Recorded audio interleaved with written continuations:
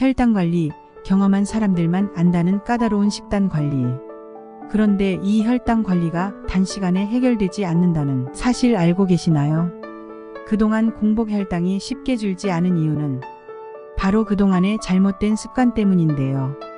오늘 헬시인포에서는 습관에 대한 이야기를 하려고 합니다. 먼저 습관에 대한 이야기를 하기에 앞서 여러분이 알아두셔야 할 부분이 있습니다. 바로 시간이 필요하다라는 점인데요. 혈당 관리를 하셔야 하는 분들은 5년에서 10년 정도 걸리는 긴 프로젝트라고 생각을 하시고 혈당 관리를 위해 접근을 하셔야 합니다. 당뇨의 위험이 있는 상태이거나 당뇨라는 것은 단시간에 생긴 결과가 아니라 그동안 여러분의 습관 때문에 생긴 것이기 때문인데요. 당뇨 전 단계이신 분들은 그나마 다행인 점은 혈당 관리만 잘해도 당뇨병으로 가지 않는다는 희망적인 사실이 있습니다. 다만 절반은 10년 이내에 당뇨병에 걸릴 만큼 주의가 필요한데요. 어떻게 하면 혈당 관리를 할 수 있을까요?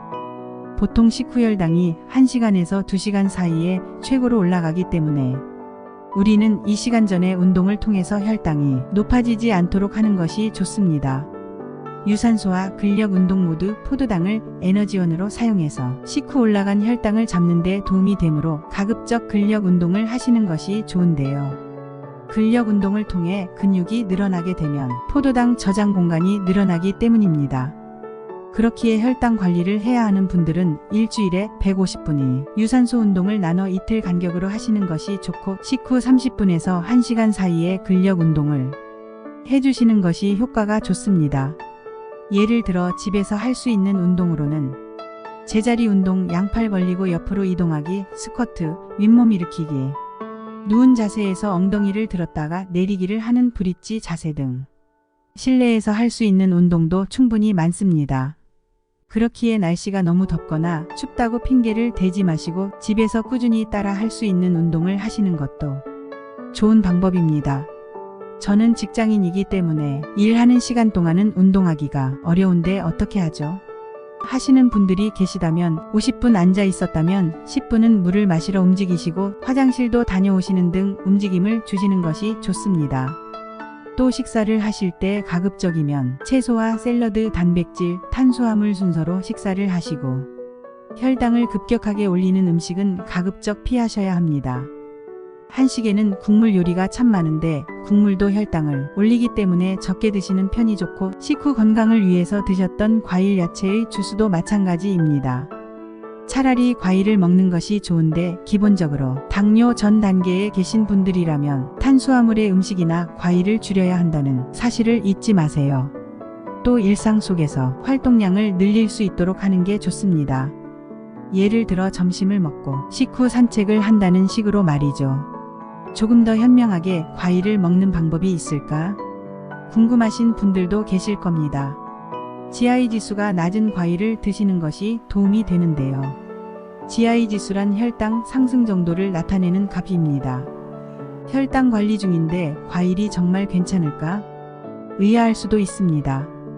과일 속 과당이 혈당을 빠르게 올리기 때문인데 모든 과일이 그런 것은 아닙니다.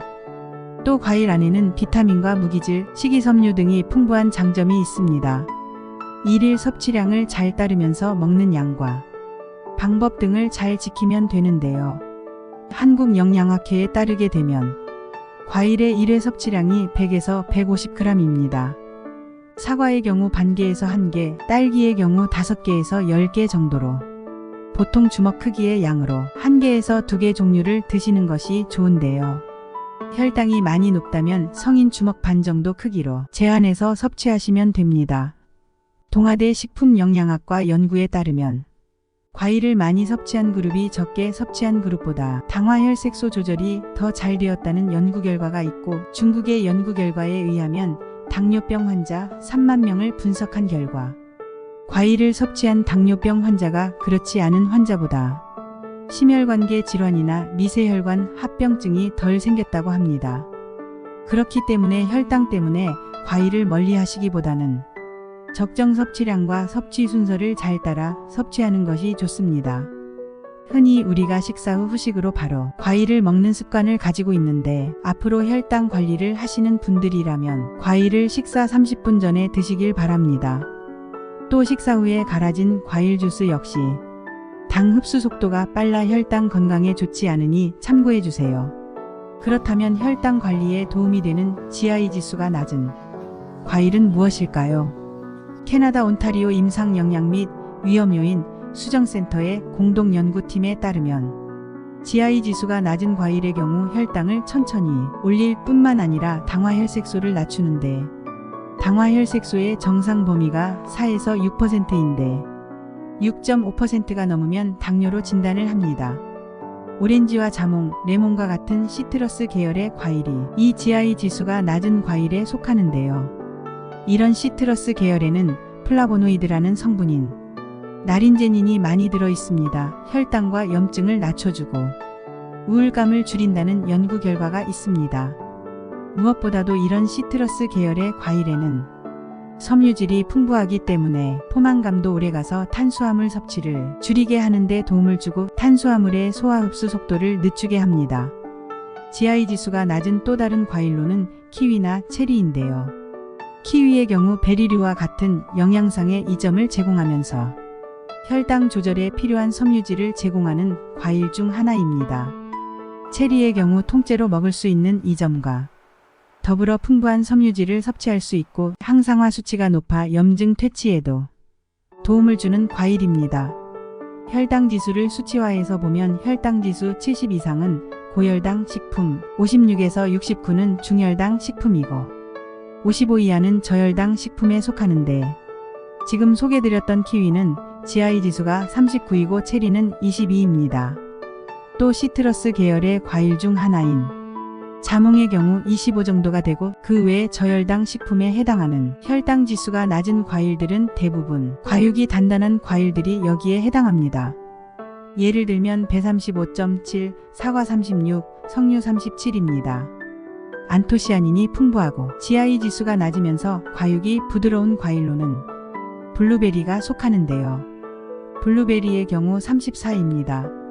수치의 차이가 조금 있기는 하지만 저혈당에 속하는 식품군 위주로 찾아 섭취를 하는 것이 도움이 되겠죠.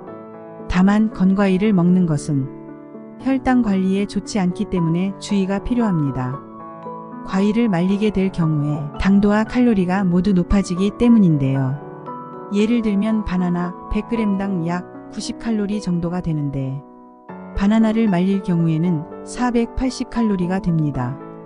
게다가 시중에 판매되고 있는 말린 과일들을 보면 설탕이나 감미료가 추가되어 있어 실제로 5배에서 10배 정도 더 높은 칼로리를 섭취하게 되는데요. 여기에 건조된 상태이다 보니 생과일보다는 포만감이 떨어져 더 많은 양을 먹게 되므로 건과일의 경우 최대한 멀리 하시는 것이 좋습니다. 오늘 내용을 정리하자면 혈당 관리는 단기간에 되지 않기 때문에 평소에 좋은 습관을 미리 만드는 것을 목표로 접근하시면 좋겠습니다.